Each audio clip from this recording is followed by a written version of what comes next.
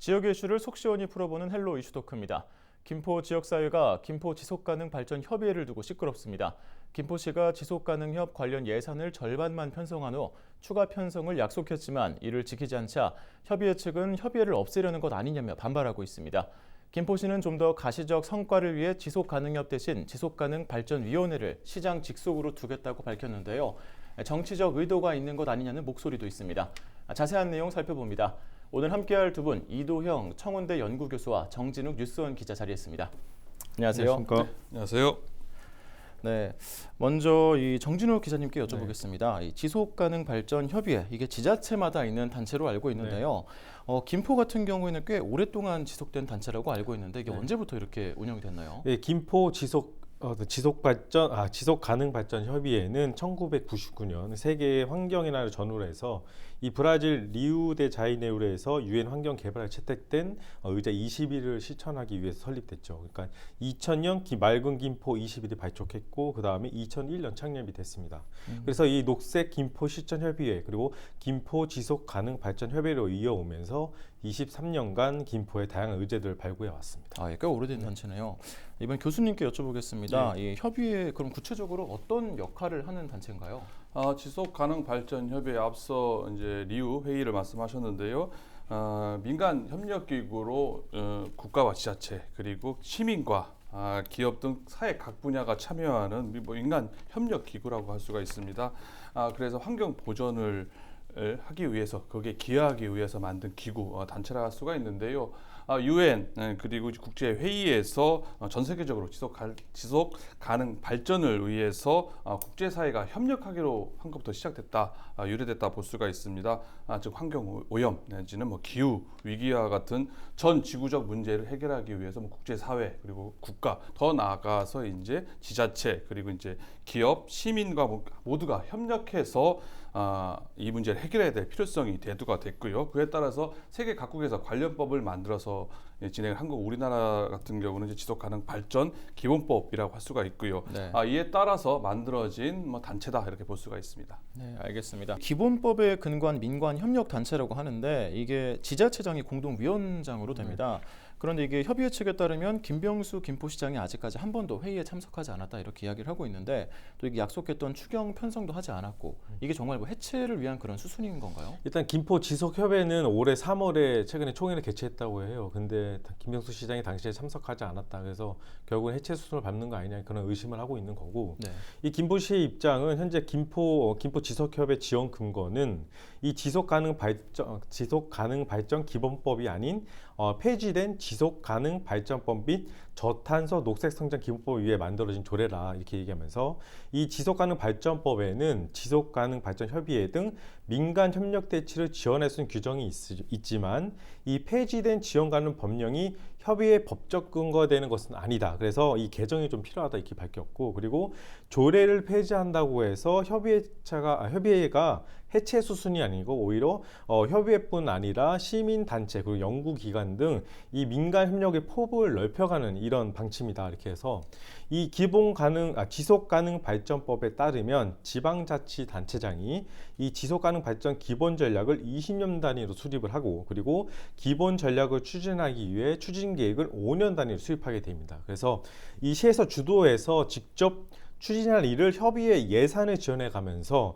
이 개발 사업으로서 계속 추진하면 세금 이중 지출 그리고 일원화 및 일관성이 없어져서 이 효과와 효율성이 떨어진다 이렇게 지적하면서 이 관에서 정한 목표와 전략으로 이 관 주도로 추진하되 민간과 협업할 부분을 지속적으로 할 것이다. 그러니까 한마디로 이 폐지는 아니다 이런 입장을 밝히면서 행정계획과 연관성 확보해서 실효성 있는 지속 가능 발전 업무가 될 수 있도록 하겠다 이렇게 하면서 어쨌든 이 지속협의회에서 2020년 올해 예산에 지방보증을 신청해서 일부 지원했고 그리고 예산 추가 편성 요구하고 있지만 기존 이 저탄소 녹색성장 기본법은 이 기초자치단체에서는 지속가능 발전 기본계획 수립이 규정되어 있지 않아서 협의회를 통해서 김포시 지속가능 발전을 위한 사업계획 수립 업무를 진행했고 그리고 이 새로 지정된 지속가능 발전 기본법에서는 이 기본전략 추진계획 수립하고 이해한다고 명시됨에 따라서 이 협의회 기능 및 업무 범위가 기존보다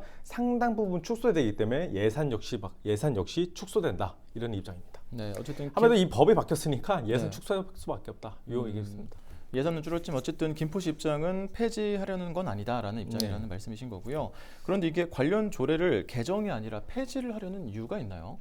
일단은 이 지속협에서 한번 취재를 해봤어요. 이 부분에서 어떻게 생각하느냐 하니까 이 지속협에서는 시청은 우리를 민간단체로 본다 이렇게 얘기를 하더라고요. 그러면서 이 지속협은 민간단체가 아닌 민간협의체인데 시가 우리를 민간단체로 보고 있는 문제점이 있고 그리고 시가 거기에 대한 보조금 운영은 같이 하자고 말을 해야 된다고 이렇게 입장을 하고 있습니다. 그래서 이 전국에서 유일하게 민간단체로 김포시가 만들었다 우리를 이렇게 지적하고 있고요. 그리고 스스로 운영비를 만들으라고 해라 하는 것은 결국 지속협을 없애려는 거 아니냐 이렇게 주장을 하고 있고 이에 대해서 이 김포시는 어쨌든 이 해당 김포시 김포 지속협 운영 및 지원 조례는 지속가능 발전법과 그리고 아까 말했던 저탄소 녹색성장 기본법을 근거로 제정된 조례다. 그런데 이 법은 지난해 3월 25일과 그리고 7월 5일 각각 폐지돼서 새로 제정된 지속가능 발전 기본법에 따라서 폐지 및 관련 조례인 김포 지속가능 발전 기본조례를 개정하기 위한 것이다 이렇게 밝혔습니다. 저 한 가지 더 여쭤보려고 하는데요. 이 조례를 어쨌든 폐지하고 새롭게 제정하려면 의회를 통과해야 네. 되는데 지금까지 김포시 입장을 들었고 김포시 의회에서는 어떻게 바라보고 있습니까? 일단은 이 상당히 여야에 간에 상당히 치열한 싸움이 있었고 그리고 행정사무사를 하고 있는데 이 부분에서도 서로 의견이 너무 달라요. 그러니까 야당 쪽에서 그러니까 민주당 쪽에서는 이 지속 가능법 이렇게 법 개정에 따라서 결국에는 시에서 자기 이 민간 그러니까 지속 가능 발전 협의회를 자기의 그립을 잡고서 움직일 건 아니냐 이렇게 의심을 하고 있는 거고 그래서 조례를 폐지해서 여기를 없애려고 하지 말고 차라리 위원회를 시에서 알아서 추천을 해서 시의 입맛에 맞게 운영을 해라 이렇게 입장인 거고 그에 반면에서 이제 여당 쪽에서는 이 부분은 어쨌든 이 법이 바뀌었기 때문에 지원할 수 있는 근거 조례가 없기 때문에 그에 대한 시에서 주도적으로 할 수 있는 그 부분을 맡기고 그리고 되게 좀 더 깊숙이 들어가자면 이 정부가 그 민간단체라든가 이런 부분에 상당히 지원하는 그거에 대해서 상당히 의심을 많이 갖고 있는데 최근에 문제가 되기도 하지 않았습니까? 네. 일부 단체에서는 정부를 비판하는 쪽에다 이렇게 지원하는 부분도 있고 그런 부분에 있어서 어느 정도 그와 결이 같이 한다고 볼 수 있고 하지만 일단은 내비치는 부분에 대해서는 이 새로운 업무를 어쨌든 추진하는 데 있어서 이 법이 바뀌었으니까 그에 대한 근거에 따른 조례가 다시 만들어져야 되고 그리고 그거에 대한 지원을 하겠다. 하지만 이 운영비와 이런 사업비는 따로 추진을 하면은 그에 대한 거는 조례를 예산 심의라든가 이런 것에서 통과를 시켜지만 이 운영비라든가 인건비 부분에 대해서는 다시 한번 더 고민해볼 필요가 있다 이런 입장입니다. 네, 알겠습니다. 이번에 교수님께 질문 드릴 텐데요. 이게 김포시에서는 그동안 이 협의회 성과가 미흡하다 이런 지적을 했거든요. 근데 이게 협의회 측에서는 이런 역할 자체가 애초에 정량적으로 측정하기 좀 어려운 부분이 있다 이런 입장인데 어떻게 보시나요? 이거는 보는 관점 그리고 시각에 따라서 다르게 볼 수 있다고 할 수가 있습니다. 협의회 주장대로 지속 가능 발전을 위한 시민 교육이라든지 환경 개선, 인식 고치 등 이게 정량적으로 측정하기가 사실상 어렵다, 네. 불가능하다고 볼 수가 있습니다. 쉽게 눈에 보이는 게 아니지 않겠습니까? 명분, 당위성에 의해서 의미를 부여하거나 성과 측면에 있어서 긍정적 효과가 있을 것이다라고 이렇게 기대하는 정도가 있을 수 있는데요. 하지만 이게 부정적으로 보자면 한도 끝도 없다고 볼 수가 있습니다. 실적이 저조한 거 아니냐? 그리고 예산을 지나치게 시에 의존하고 있는 거 아니냐? 그리고 사업비에 비해서 인건비가 지나치게 과다하다. 어떻게 보면은 귀에 걸면 귀걸이, 코에 걸면 코걸이, 이연령 비연령이라고 할 수도 있을 정도인데요. 성과가 미흡하다는 김포시의 주장 그리고 아니다 정량적으로 측정하기 어렵다라는 협의의 입장 모두 다 일리가 있다라고 일면 다 타당한 측면이 있다라고 볼 수가 있습니다. 네, 알겠습니다.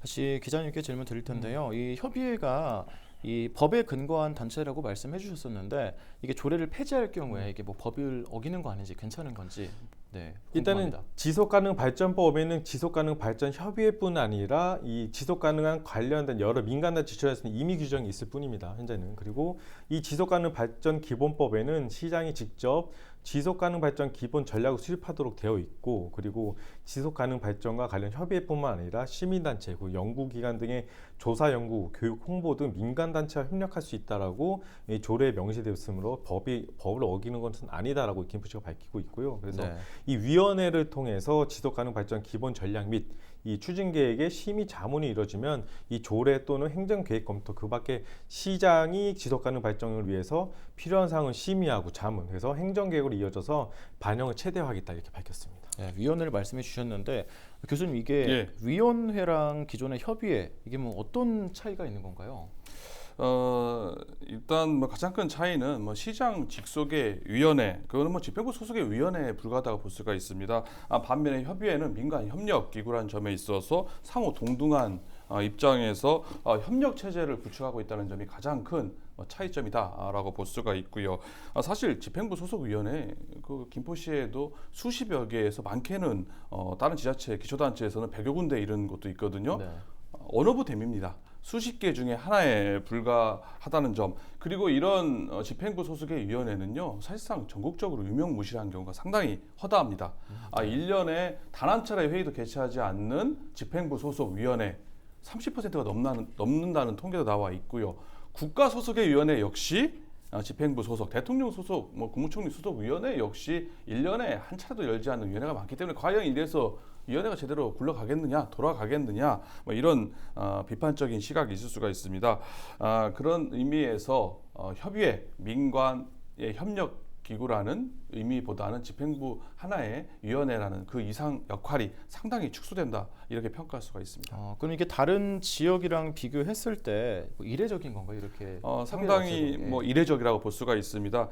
다른 지역 지자체에 비교해 볼 경우에는 김포의 지속가능 발전 협의회 운영 및 지원에 관한 조례를 지금 폐지하겠다는 거 아니겠습니까? 네. 그 측면에 있어서는 상당히 이례적이다라고 평가할 수가 있는 게요. 지금 전국적으로 그 협의회, 지속가능 발전 협의회에 대해서 운영이라든지 지원에 관한 조례를 제정한 곳은 한 김포시를 포함해서 85곳에 이릅니다. 네. 관련 조례가 85곳이 있는데요.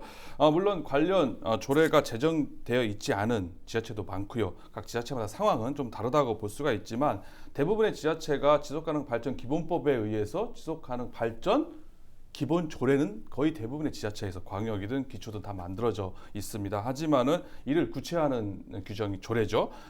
협의회에 대한 운영, 지원에 관한 조례는 만든 것도 있고 안 만든 것도 있지만 네. 기존에 만들어졌던 조례를 폐지하는 경우는 어떻게 보면 역행, 반대로 가는 거거든요. 빨리 미비한 걸 빨리 만들으라고 하는 지자체들이 지금 늘어나고 있는 와중에, 그리고 세계적 흐름도 지속가능 발전 협의회를 확대해야 되는 거 아니냐. 공동체에 의해서 이런 지속가능 발전이나 환경 보호에 앞장서야 되는 문제가 있는데 오히려 김포시는 거꾸로 폐지하기 때문에 이거는 민관 협력 차원 그리고 지속가능 발전 차원에서는 비판을 받을 여지가 많다고 볼 수가 있습니다. 네, 그러니까 어쨌든 다른 지역과 비교했을 때 기존에 있는 조례를 폐지하는 게 일부 이례적인 부분이다라고 상당히 이례적이다 볼 수가 있습니다. 알겠습니다.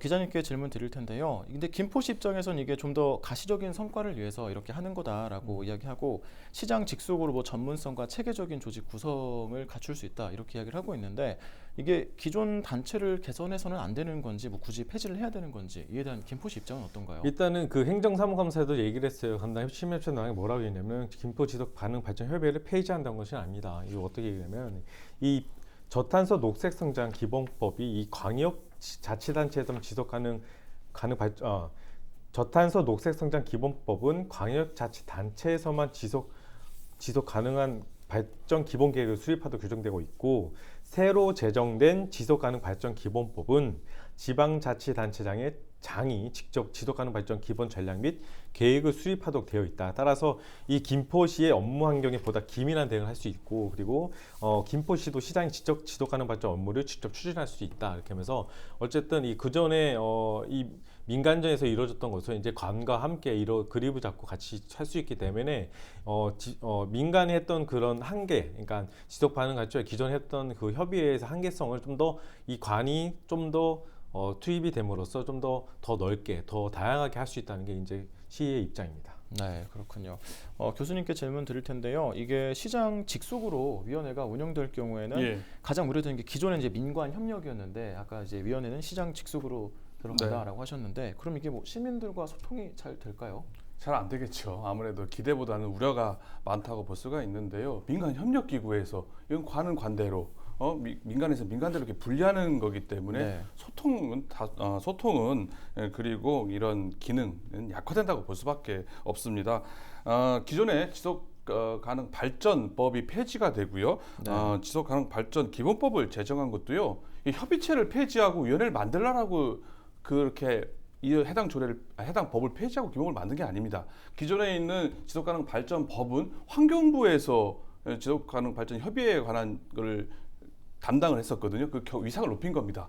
대통령 소속 하에 지속 가능 발전 위원회를 두어서 제대로 관리하고 체계적인 계획을 세우고 또한 각 지자체별로 지방 지속 가능 발전 위원회를 잘 둬서 지속 가능 발전을 제대로 활성화하자는 취지에서 지속 가능 발전 기본법이 만들어진 건데 네. 오히려 잘 되고 있는 협의회를 폐지하고 그 형식적으로 그 법에 근거해서 위원회만 만들어서 효율을 하겠다. 이거는 어떻게 보면은 뭐 주객이 전됐다라고 평가할 수 있을 것 같고요. 이런 점에 비추어 볼 때 김포시의 이번 협의회를 관련된 지원 운영 조례를 폐지하는 그런 방향성에 있어서는 바람직하지 않다라고 볼 수가 있습니다. 네, 알겠습니다. 기자님한테 마지막 질문 드릴 텐데요. 이게 김포시 입장은 협의회를 이제 폐지하는 게 아니다라고 하고 있지만 예산도 어쨌든 줄게 되고 또 이 관련 조례도 폐지가 되는 상황인데 향후에 이 기존에 있던 지속 가능 발전 협의회가 어떻게 될 거라고 보시는지 뭐 협의회 입장이랑 김포시 입장 정리해서 말씀해 일단 주시죠. 협의회 측에서는 예산이 지원되지 않으면은 유지할 수 있는 방법이 없다. 그래서 이 어쨌든 이 부분에서는 그걸 운영하지 말라는 얘기다. 없애는 건 아니냐 이렇게 밝히고 있고 이 김포시에서는 어쨌든 이 지원 범위나 이런 부분에서는 이제 논의를 해봐야 된다라고 입장을 밝히면서 이 다른 시군 같은 경우는 법에는 이 민간단체 지원할 수 있다는 내용이 있지만 이 조례에는 이 특정 단체를 넣는 게 적절치 않다라는 게 입장이 있는 곳도 있어요. 그 실례가 이제 성남시 같은 이렇게 조례를 이렇게 넣었는데 거기는 뭐냐면 지속 가능 협의회라는 명칭 쓰지 않고 관련 기관 지원 및 협조할 수 있다 이렇게 표현이 돼 있거든요. 그래서 어쨌든 지금 현재 김포시에는 인건비가 상당히 많고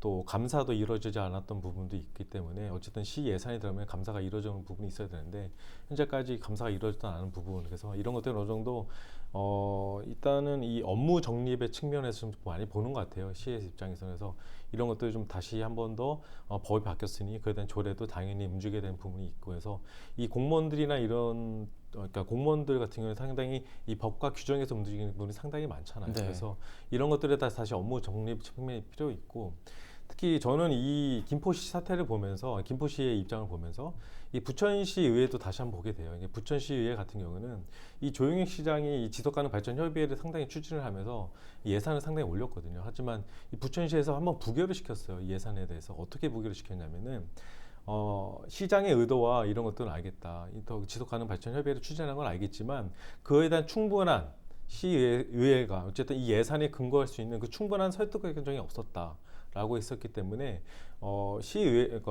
이 부천시와 김포시 비교를 봤을 때 오히려 시의회에서 이 예산이 투입되는 부분에서 상당히 조목조목 잘 따진 부분도 있었거든요. 그래서 김포시의회가 여야로 싸울 것이 아니라 이 지속협에 대해서 어떻게 운영이 잘 될 것인데 다시 한번 더 고민을 해본다면 여야 쟁점이 아닌 진짜로 시가 발전할 수 있는 부분에 대해서 다시 한번 더 고민할 수 있는 부분이 생긴다고 보거든요. 그래서 이런 것들이 좀 더 여야 정쟁이 아닌 진짜로 지역 발전을 위해서 정말 필요한 단체라면 그에 대한 규정과 근거에 따라서 예산을 지원해 주는 게 맞다고 봅니다. 네, 알겠습니다. 네, 두 분 말씀 오늘 여기까지 듣겠습니다. 감사합니다. 네, 오늘 준비한 이야기는 여기까지입니다. 헬로 이슈토크를 마칩니다. 시청해주신 여러분 고맙습니다.